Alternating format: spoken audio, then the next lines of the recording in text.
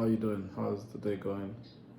So today I'd like to discuss a topic that is often overlooked in governance practice, but one that I consider very important, especially in developing countries where the need to render services to citizens has become really important because of high poverty levels and a lot of social conflict and tensions resulting from unemployment and other factors. So in that sense, this particular issue or topic that I would like to focus on today is institutions, the need for strong institutions. I don't think it can be overemphasized. And you might wonder, how does the need for strong institutions, or how do stronger institutions make my life much easier, or how do they put food on my table? Because essentially what I try to discuss here is how policy measures or how economic policies or theories or whatever it might be that is important could affect you as an individual, could affect your earnings, could affect your ability to have an employment or whatever it is. So essentially, when we talk about institutions in public sector, we're actually talking about the mechanisms through which government actually provide the goods and services that citizens require. So it's the systems and the processes that they put in place to ensure that the taxes that you pay as a citizen gets translated into valuable goods and services that, like roads, potable water, infrastructure generally, not just infrastructure, but also services like policing and education, quality education. So teacher quality, investing in research and development and things like that. So most of the time, a lot of these areas are not areas that are very appetizing to the private sector. So in that sense, government has to play a huge role in these areas, and that's why there is actually a need for government. But then government without strong institutions, it's in itself an avenue for government failure. And when government fails, a lot of distortions happen in the economy, which affect you as an individual. We can think of government failure as when you make, we're in the political season or electoral season in my country, Nigeria.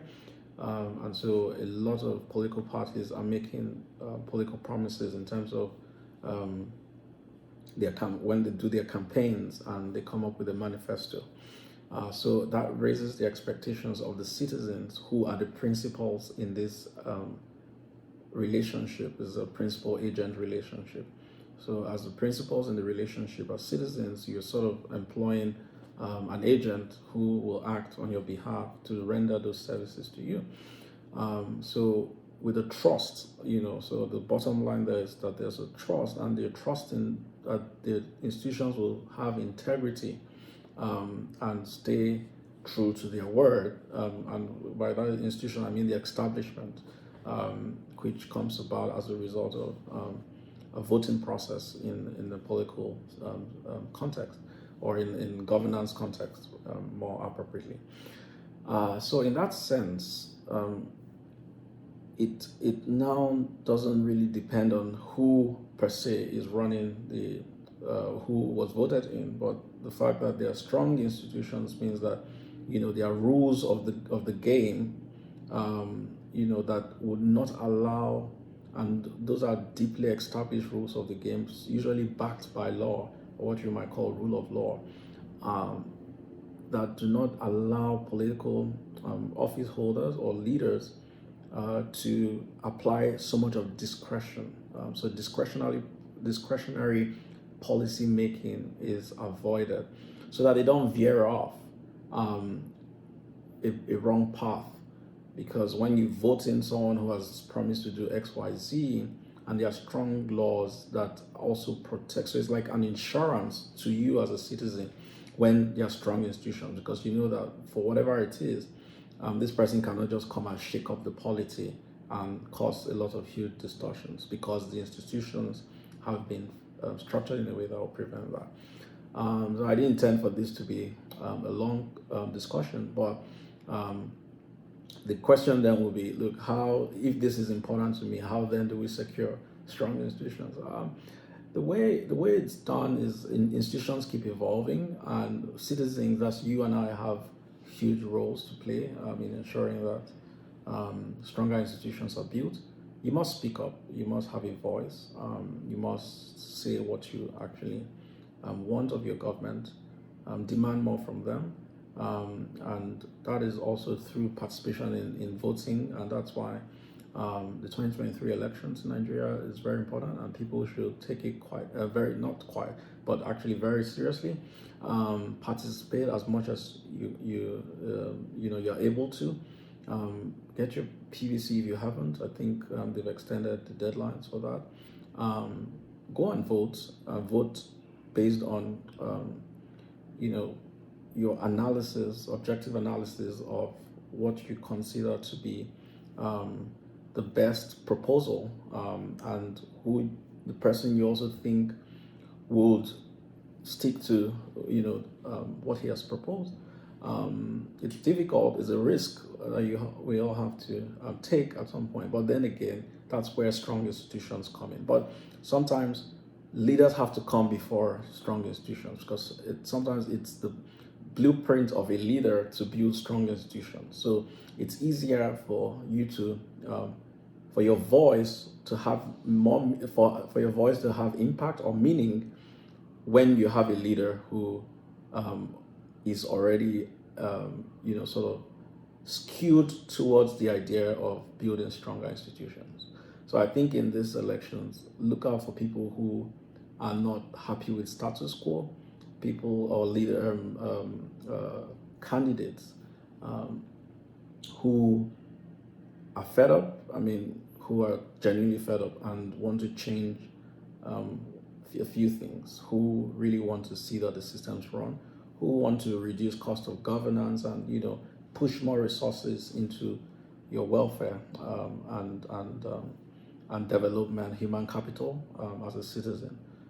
That is the way we get things going. Even if you're not one who really relies so much on public service, maybe you're not working directly on the government, or you don't see why government is so important. But trust me, regulations for private sector, government plays a role, and institutions in government also do that. But imagine if you want to set up a business and then it takes you a longer time than usual to do so than if you were in another country with stronger institutions. So that also impacts you. So it's not, government is sort of ubiquitous, and it sort of affects even the micro level as much as it does the macro, and everyone who works at a public sector as well. So I don't want us to see it as, okay, am I directly involved in this? I think we are all directly involved in this in one way or the other. And of course, if you don't have good roads to your house, if you don't, there's a limit to which a private person can go into building roads. I think it's even illegal in some cases. So that said, this was not supposed to take up to 10 minutes. So guys, I'd like to get your thoughts on this. And also you could suggest what the next topic could be. Maybe at some point I'll be inviting guests to also come.